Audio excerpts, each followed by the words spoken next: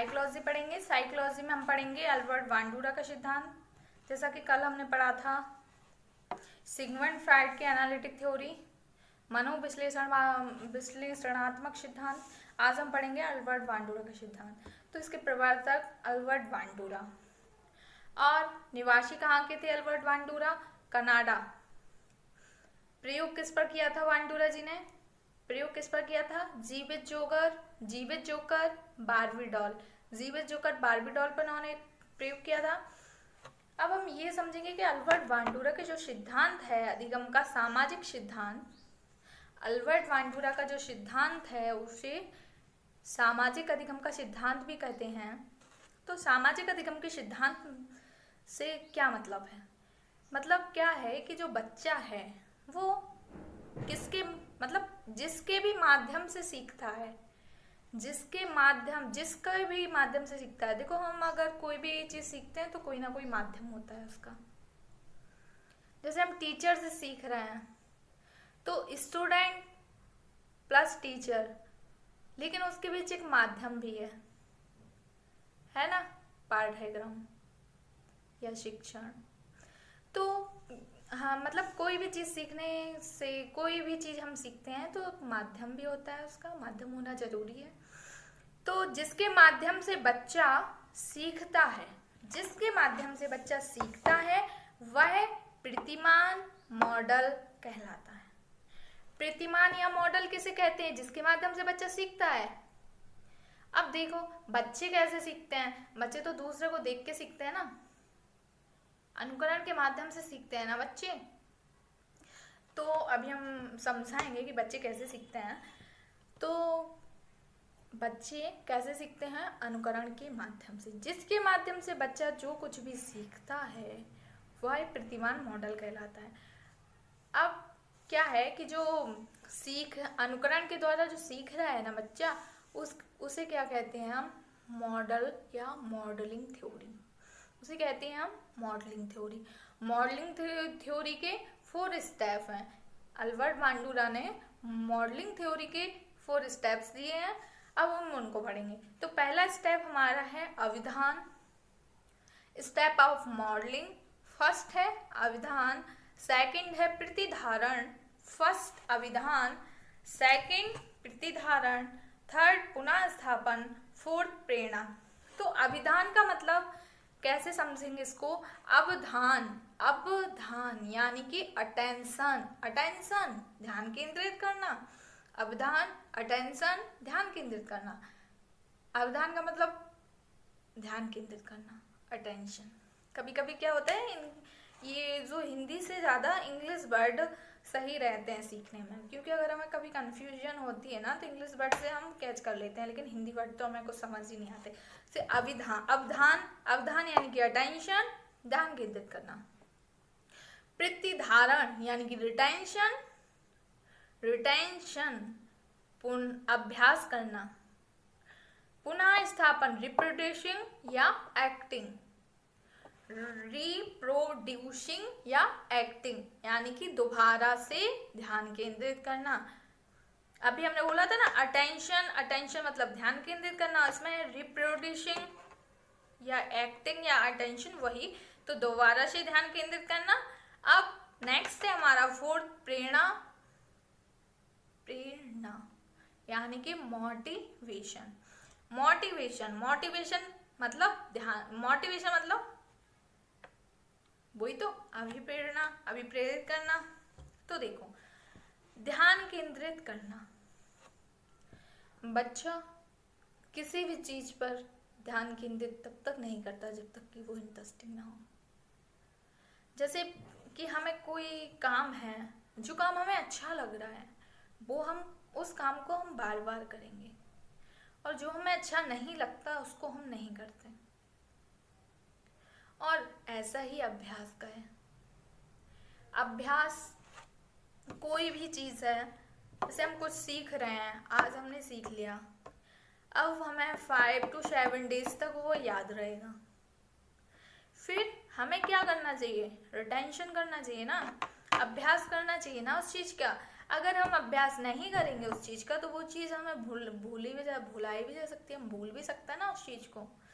और अगर हमें कोई चीज अच्छी लग रही है तो हम बार बार उसको करेंगे। और जैसे हमें ये टॉपिक अच्छा लग रहा है पढ़ना तो हम बार बार, तो हम ना जब रिवाइज करेंगे ये टॉपिक खोल के बैठ जाएंगे हमेशा।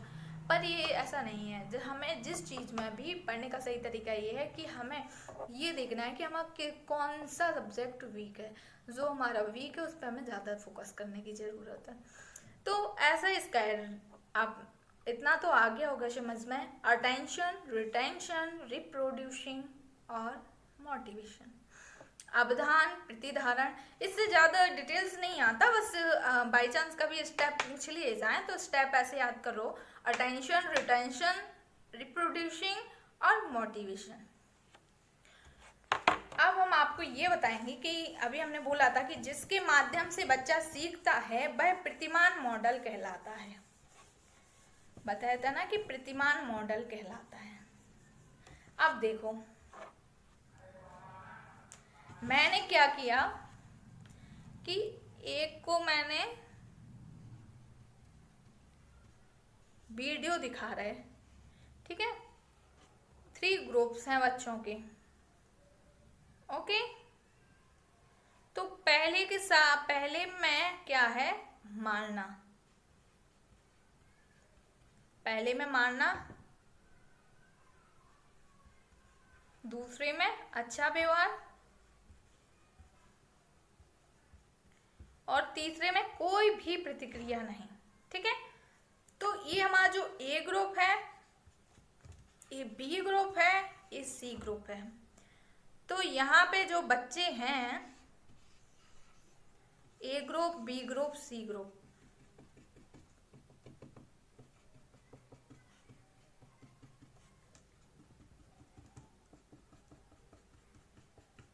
ये हमारे A group, B group, C group के जो बच्चे हैं, मैं ना तीनों ग्रुप के जो बच्चे हैं उन्हें वीडियो दिखाना है। तो हमने जो फर्स्ट ग्रुप है, फर्स्ट ग्रुप को हमने कैसी वीडियो दिखाई, मारने वाली, कि किसे मार रहा है, कि कोई इंसान है वो बार्बी डॉल को मार रहा है। अभी हमने बताया था ना कि अल्बर्ट बांडुरा ने जो प्रयोग किया था जीवित जोकर और बार्बी डॉल पर किया था, और जो इनका सिद्धांत दिया था इनने वो 1977 में दिया था। तो क्या करता है, कोई व्यक्ति है वो बार्बी डॉल को मारता है फर्स्ट। सेकंड में क्या है कि कोई व्यक्ति है वो बार्बी डॉल के साथ अच्छा बिहेव करता है। और थर्ड में क्या है कि कोई व्यक्ति है वो बार्बी डॉल के साथ कोई भी प्रतिक्रिया नहीं करता है, यानी कि कुछ भी नहीं करता है, ठीक है। तो फर्स्ट में वो मार रहा है बार्बी डॉल को, सेकंड में वो अच्छा व्यवहार कर रहा है बार्बी डॉल के साथ, और थर्ड में कोई प्रतिक्रिया नहीं कर रहा है बार्बी डॉल के साथ। तो क्या है कि जो फर्स्ट ग्रुप के बच्चे हैं वो क्या सीखते हैं, वो मारना सीखते हैं। सेकंड ग्रुप के बच्चे अच्छा व्यवहार करते हैं। थर्ड ग्रुप के जो बच्चे होते हैं वो कोई भी प्रतिक्रिया नहीं करते हैं। अब हम देखते हैं, बाद में हम निष्कर्ष पे पहुंचते हैं कि जो फर्स्ट ग्रुप के बच्चे थे वो क्या करते हैं, मारते हैं एक दूसरे को, क्योंकि वो अभी देख रहे थे कि वो कोई व्यक्ति ना उसे बार्बी डॉल को मार रहा है। फिर देखते हैं वो अच्छा व्यवहार कर रहा है, तो फिर लास्टली वो देखते हैं कि इसमें ना इनने कोई प्रतिक्रिया नहीं की है, तो वो भी कोई प्रतिक्रिया नहीं करते हैं, शांति से बैठे रहते हैं। तो मतलब क्या है कि बच्चे जो कुछ भी देखते हैं वह वो सीखते हैं। और सीखते कैसे हैं, अनुकरण के द्वारा। क्यों, उनने मारना सीखा, अच्छा व्यवहार करना सीखा, तो कैसे सीखा, अनुकरण किया ना उनका, तभी तो सीखा है। तो बच्चे कैसे सीखते हैं, अनुकरण के द्वारा। आई होप कि आपको समझ आ गया हो। अब क्या है, जो हमने अभी बताया था कि इन्होंने जीवित जोकर बार्बी डॉल पर प्रयोग किया था 1977 में। तो इन्होंने क्या किया कि जीवित जोकर की फिल्म दिखाई बच्चों को, जैसे अभी हमने बताया था कि ए ग्रुप लिया, बी ग्रुप लिया, सी ग्रुप लिया, ऐसी। तो किसी भी कार्य में परिवर्तन करने के लिए कोई ना कोई कारक जिम्मेदार जरूर होता है। तो इसमें क्या है कि 2 कारक जिम्मेदार हैं। कौन कौन से, एक तो है मनोवैज्ञानिक, एक कौन सा है, मनोवैज्ञानिक, और दूसरा कौन सा है? पर्यावरणीय कारक। मनोवैज्ञानिक, पर्यावरणीय कारक। अब मनोवैज्ञानिक में क्या होता है? संज्ञान को विकसित किया जाता है, और पर्यावरण में क्या होता है? व्यवहार को विकसित किया जाता है। संज्ञान, व्यवहार। अब जैसे मनोवैज्ञानिक कारक है, संज्ञान को तो विकसित कर सकते हैं पर व्यवहार को विकसित नहीं कर सकते हैं। लेकिन जो पर्यावरणीय कारक है उसमें व्यवहार को ही विकसित कर सकते हैं, संज्ञान को नहीं। तो देखो, ये तो समझ आ गया होगा, किसी भी कार्य को करने के लिए दो कारक जिम्मेदार होते हैं, एक मनोवैज्ञानिक कारक, एक पर्यावरणीय कारक। मनोवैज्ञानिक यानी कि संज्ञान को विकसित करना, व्यवहार को विकसित नहीं करना, और पर्यावरणीय कारक यानी कि व्यवहार को विकसित करना।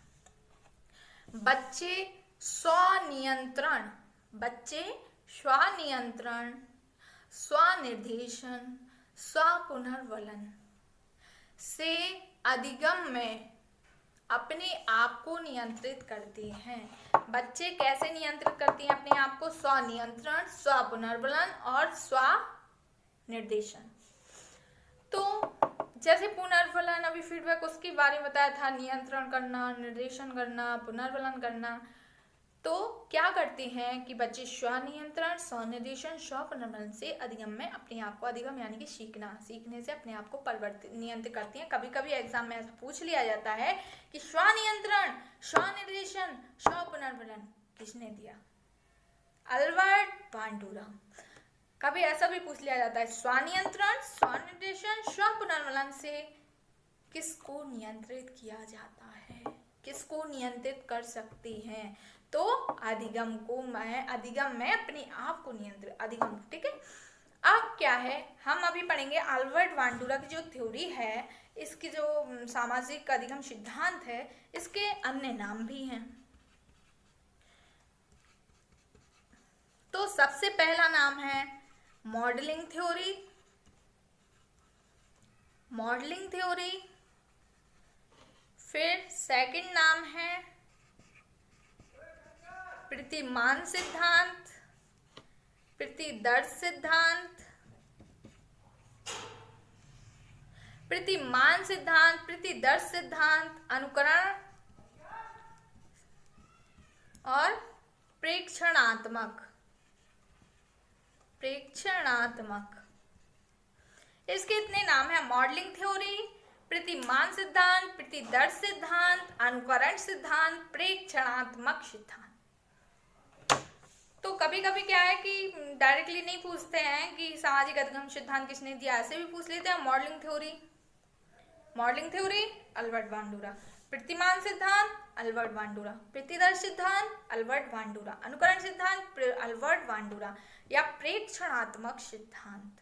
ये वर्ड ज्यादा पूछा जाता है, इसमें कंफ्यूजन भी क्रिएट हो जाती है। प्रेक्षणात्मक सिद्धांत अल्बर्ट बांडुरा। अब हम अल्बर्ट बांडुरा की बुक्स, अल्बर्ट बांडुरा की दो बुक हैं। पहले का नाम है the principle of behaviour modification, the principle of behaviour modification.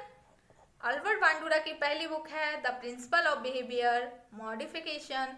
Second book है the social learning and personality.